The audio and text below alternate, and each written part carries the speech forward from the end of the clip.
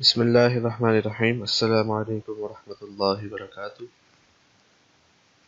My dear students of Iqra Faz Boys College, उम्मीद है आप सब खैरियत से होंगे। This is our 24th video lecture. ये हमारा 24वां वीडियो लेक्चर है फिजिक्स सेकेंड ईयर का, ऑनलाइन क्लासेस फेज़ 2 का। चैप्टर नंबर 18 हमारा चल रहा था और लास्ट 2 टॉपिक्स रह गए हैं। इसके बाद ये चैप्टर इंशाअल्लाह मुकम्मल हो जाएगा। आज का टॉपिक हमारा छोटा सा टॉपिक है और उसमें सिर्फ जस्ट थ्योरी है, तो कॉन्सेप्चुअल है। तो आप कोशिश कीजिए कि आप पूरे लेक्चर को गौर से सुने, क्योंकि अगर एक बात मिस हो जाती है तो फिर बात की दूसरी वाली बात को समझना मुश्किल होता है। ठीक है, तो ये थोड़ी सी हिदायत है इस लेक्चर को सुनने के लिए। तो आज का टॉपिक है हमारा एक्सरे स्पेक्ट्रा का। शुरू करते हैं। सबसे पहले एक्सरे की डेफिनेशन कि एक्सरे क्या होती है। Electromagnetic radiation having wavelength shorter than that of ultraviolet. वो इलेक्ट्रोमैग्नेटिक रेडिएशन जिनकी वेवलेंथ अल्ट्रावायलेट से कम होती है, छोटी होती है, वो एक्सरेज की कैटेगरी में आती है। आपको पता है कि वेवलेंथ और एनर्जी का रिलेशन इनवर्स होता है, यानी वेवलेंथ अगर कम होगी तो एनर्जी ज़्यादा होगी। ठीक है, और अगर वेवलेंथ ज़्यादा होगी तो एनर्जी कम होगी। तो चूंकि इनकी वेवलेंथ शॉर्टर होती है अल्ट्रावायलेट से, इसका मतलब इनकी एनर्जी यानी एक्सरे की एनर्जी वो ज़्यादा होगी अल्ट्रावायलेट की एनर्जी से। ठीक है जी, तो इसलिए ये हाईली एनर्जेटिक रेडिएशंस होती है। दूसरी बात, इनकी जो वेवलेंथ की रेंज है वो है 0.1 नैनोमीटर से 1 नैनोमीटर के दरमियान। इस रेंज के दरमियान कोई वेवलेंथ अगर होगी तो वो एक्सरे में आएगी, एक्सरे में शुमार होगी। तीसरी बात, इनकी जो फ्रीक्वेंसी है वो ऑर्डर ऑफ एक्सपोनेंट 18 हर्ट्ज की होती है, यानी 10 की पावर 18 हर्ट्ज की ऑर्डर की इनकी फ्रीक्वेंसी होती है, यानी इतनी ज़्यादा हाई होती है। जाहिर सी बात है, जब फ्रीक्वेंसी हाई है तो एनर्जी भी हाई होगी। Which corresponds to quantum energy. Energy की जो नॉर्मली वैल्यू होती है वो होती है 1 किलो इलेक्ट्रॉन वोल्ट से 100 किलो इलेक्ट्रॉन वोल्ट के दरमियान। ठीक है, ये तो कुछ इंट्रोडक्शन था। ये एक्सरे का इलेक्ट्रोमैग्नेटिक रेडिएशन होती है, एनर्जी ज़्यादा होती है, वेवलेंथ शॉर्टर होती है, उसकी रेंज ये है, फ्रीक्वेंसी की ये ऑर्डर है, और एनर्जी की नॉर्मल वैल्यूज ये होती है। अब चलते हैं हम इनकी प्रोडक्शन की, इनकी ये प्रोड्यूस किस तरह से होती है। तो सबसे पहले जो साइंसदान था रॉन्टगेन, जिसका नाम था, उसने 1895 में ये रेस ऑब्जर्व की थी, इसलिए इन रेस को रॉन्टगेन रेस भी कहते हैं। ठीक है जी, 1895 में ये किस तरीके से प्रोड्यूस हुई थी। When highly accelerated electrons bombarded on heavier atoms.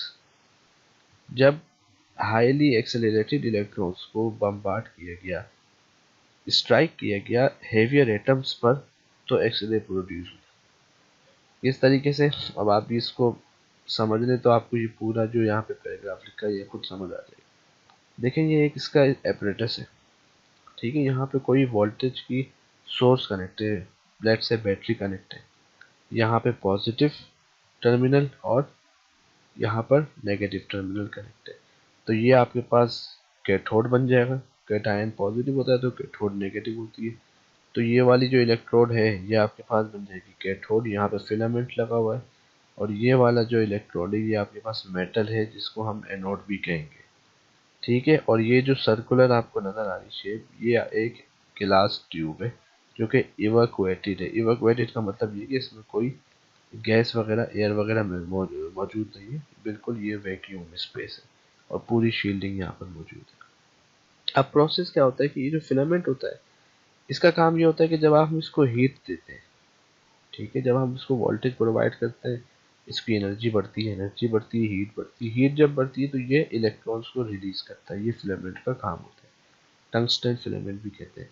तो इसको जब हीट मिलना यहाँ से शुरू हुई, जब हमने बैटरी कनेक्ट की, तो जैसे जैसे हम इसको मजीद हीट दिए जा रहे, तो इसने क्या किया, इलेक्ट्रॉन्स को रिलीज किया। इसने जैसे इलेक्ट्रॉन को रिलीज किया तो चूंकि इवैक्यूएटेड ट्यूब में इलेक्ट्रॉन जब रिलीज होंगे तो उनको जब ये एनोड नजर आएगा तो वो एनोड की तरफ मूव करेंगे स्पीडली, क्योंकि उनकी स्पीड बहुत ज़्यादा तेज होगी। मिसाल के तौर पे यहाँ जो आपके पास बैटरी कनेक्ट है उसका वोल्टेज 1000 वोल्ट है, तो इतने ज़्यादा डिफरेंस ऑफ वोल्टेज जब यहाँ पे होगा एनोड और कैथोड में प्रोड्यूस होगा, तो वो इलेक्ट्रॉन जो निकलेंगे वो और तेज रफ्तार से यहाँ इस मेटल की तरफ दौड़ेंगे। जब मेटल को वो इलेक्ट्रॉन स्ट्राइक करेंगे तो मेटल के अंदर मौजूद किसी न किसी इलेक्ट्रॉन को वो क्या करेंगे, इजेक्ट करा देंगे, यानी स्ट्राइक करके इलेक्ट्रॉन वहां से इजेक्ट हो जाएगा, इलेक्ट्रॉन मेटल से बाहर निकल जाएगा। तो उस इलेक्ट्रॉन की जगह जो खाली होगी उसके ऊपर वाले शेल में जो इलेक्ट्रॉन मौजूद होगा वो उसकी जगह वो पुर करने के लिए जंप करेगा। तो जैसे ही वो नीचे जंप करेगा तो एक रेडिएशन, एक फोटोन एमिट करेगा। समझ आ रही बात? जब नीचे ऑर्बिट वाला कोई इलेक्ट्रॉन मूव कर जाएगा, इजेक्ट कर जाएगा बाहर, तो उसकी स्पेस खाली जो होगी उसको फिल करने के लिए ऊपर वाला ऑर्बिट को इलेक्ट्रॉन जंप करेगा तो एक रेडिएशन निकलेगी। इस तरीके से जितने इलेक्ट्रॉन यहाँ पे आएंगे, इजेक्शन होगी, उतनी ही ज़्यादा यहाँ पे रेडिएशन प्रोड्यूस होगी। ये रेडिएशन जो यहाँ प्रोड्यूस होगी ये कहलाती है एक्सरे। ये क्लियर हो गया आपको पूरा?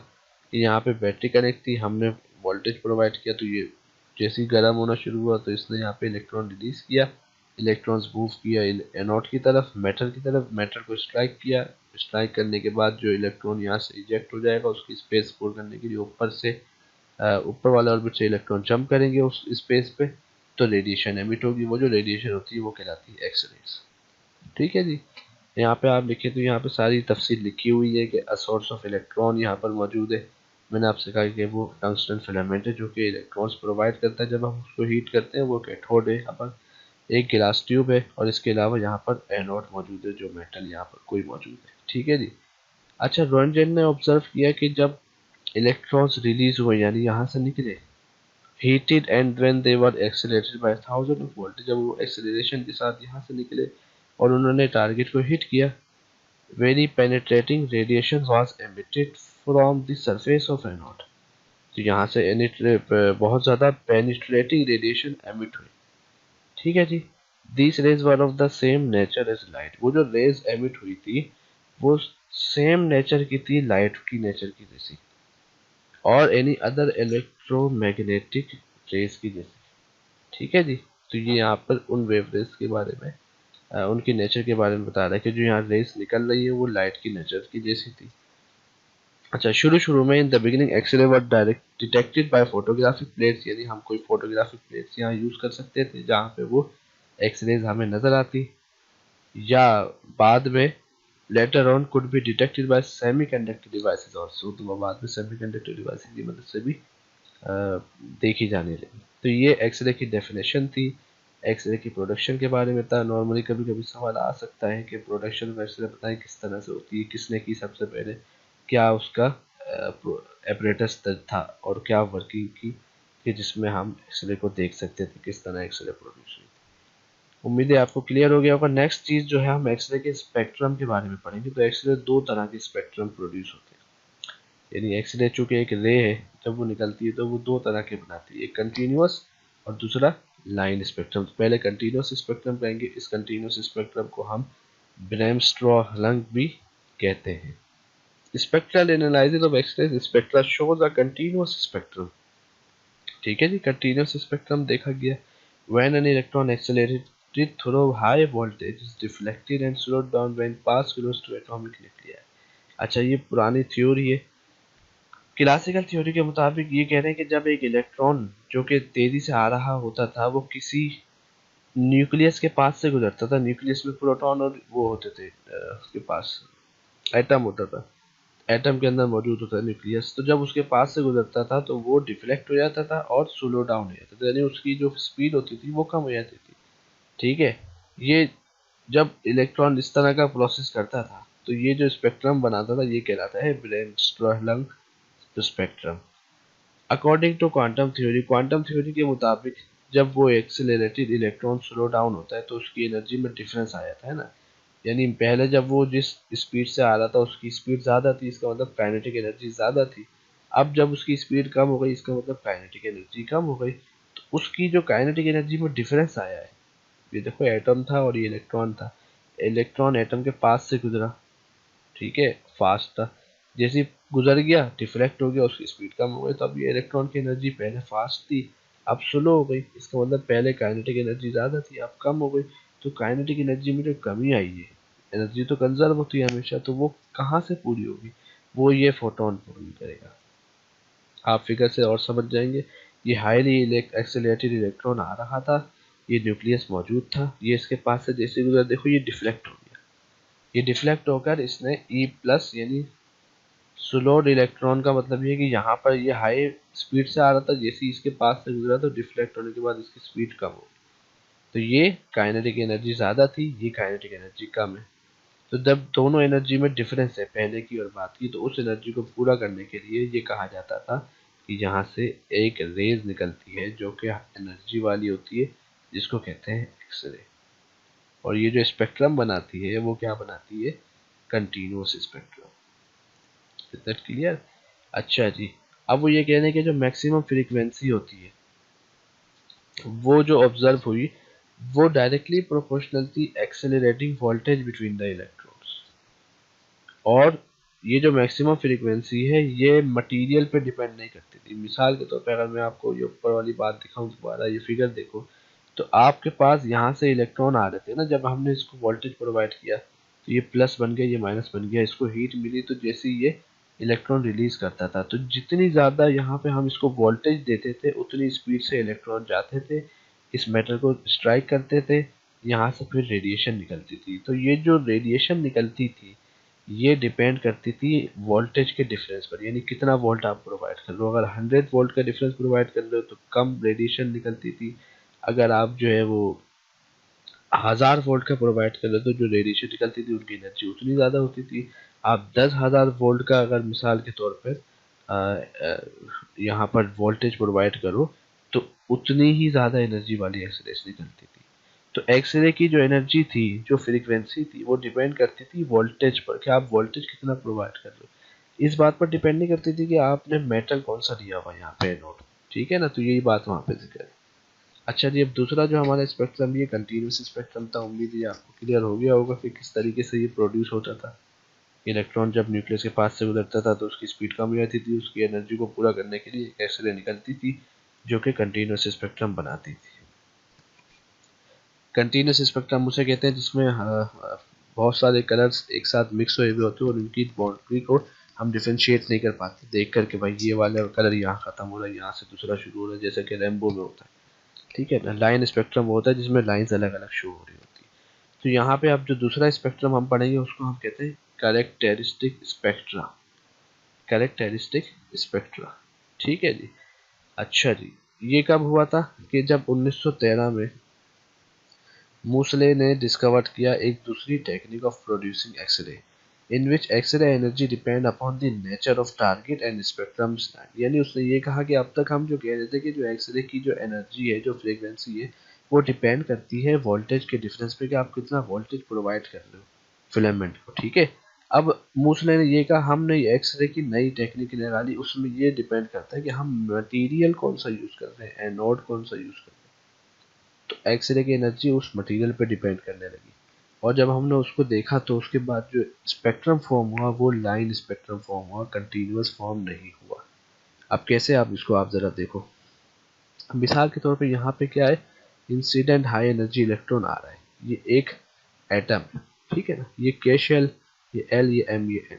अब जब इलेक्ट्रॉन आया और ये जो पहला शेल है जिसे हम के कहते हैं, यहाँ पे इलेक्ट्रॉन को आके इसने स्ट्राइक किया, यहाँ से आया, इसको स्ट्राइक करके इसने निकाल दिया, इजेक्ट, ठीक है, यानी बाहर निकाल दिया एटम से।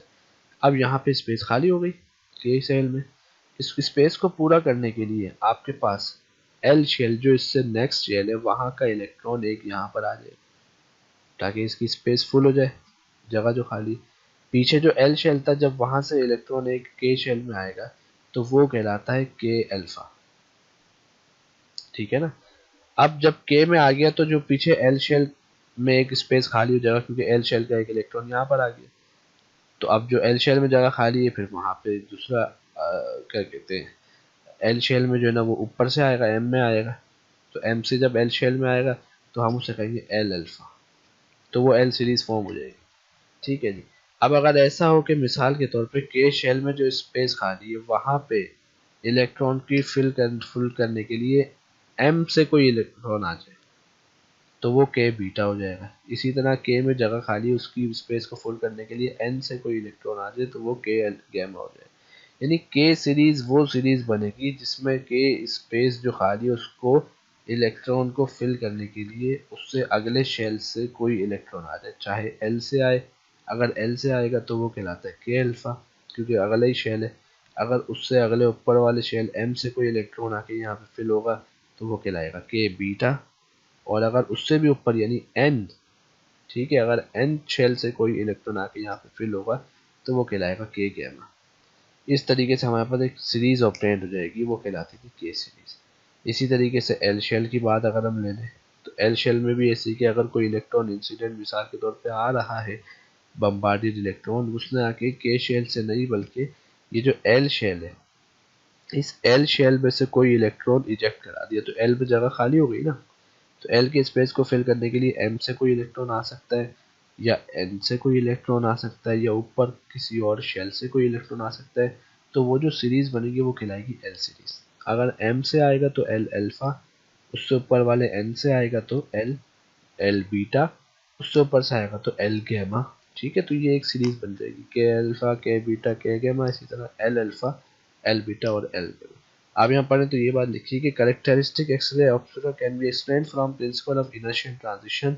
हाईली इलेक्ट्रोस्टैटिक इलेक्ट्रॉन, जब किसी इलेक्ट्रॉन को के शेल से मिसाल के तौर पर निकालते उसमें एक वैकेंसी आ जाती है which is filled by electron from the L shell giving up energy in the form of x ray.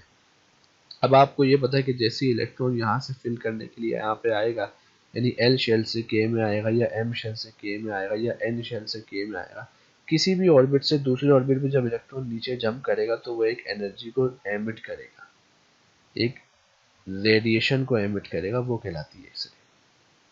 ठीक है जी, in the form of x-ray. This radiation is labelled as the K alpha line, ये K alpha हो जाएगी। Electron in the M shell fills the vacancy in the K shell give up energy as an x-ray called K beta line. उस लाइन यानी जो energy निकलेगी जब M shell से कोई इलेक्ट्रॉन आके एल के शेल को फिल करेगा तो वो के बीटा हो जाएगी। इसी तरीके से अगर एन शेल से आएगा तो वो के गैमा हो जाएगी। आपको उम्मीद है ये समझ आ गया होगा, ठीक है ना, ये वाली बात कि किस तरीके से इलेक्ट्रॉन्स आ रहे हैं और जब वो आते हैं तो एनर्जी रेडिएशन को एमिट करते हैं। एमिट जो होती है रेडिएशन वो कहलाती है एक्सरे। ठीक है जी, तो के में अगर आ रहे हैं तो वो के अल्फा के बीटा और के गैमा सीरीज कहलाती है रेडिएशन की, और अगर वो एल में आ रहे हैं तो वो एल अल्फा एल बीटा और एल गैमा सीरीज कहलाती है। ठीक है, अच्छा, हमने अगर क्लोजर ऑब्जर्वेशन की तो ये देखा गया कि जो कैरेक्टरिस्टिक एक्सरे ऑब्टेन हुआ, एक्सरे का कैरेक्टरिस्टिक एक्सरे ऑब्टेन जो स्पेक्ट्रम ऑब्टेन हुआ वो लाइन हुआ, यानी लाइन स्पेक्ट्रम हुआ। और इसके अलावा वो कंपोज था number of closely space line called line fine structure, यानी बहुत सारी क्लोज स्पेस लाइंस वहाँ पे फॉर्म हुई थी, उसको नाम दिया गया था एक्सरे का, एक्सरे फाइन स्ट्रक्चर। तो खुलासा आज के हमारे क्लास लेक्चर का ये हुआ कि हमने एक्सरे की डेफिनेशन पढ़ी, एक्सरे क्या होती है, उसकी प्रोडक्शन कि किस तरीके से सबसे पहले वो प्रोड्यूस हुई, रॉयल जेन ने क्या प्रोड्यूस किया, एपरेटस क्या था। इसके बाद हमने दो तरह के स्पेक्ट्रम पढ़े एक्सरे के, एक कंटिन्यूस और एक यहाँ पर कैरेक्टरिस्टिक जो कि लाइन स्पेक्ट्रम होता है। इन दोनों में क्या फ़र्क है और ये किस तरीके से प्रोड्यूस हुए थे हमने इसको समझ लिया है। ठीक है, उम्मीद है आपको ये क्लियर हो गया होगा। यहीं तक इस एक्सरे टॉपिक को आपने समझना है या आपके सिलेबस में शामिल है। ठीक है जी, आपसे इंशाल्लाह नेक्स्ट लेक्चर में मुलाकात। अस्सलाम वालेकुम।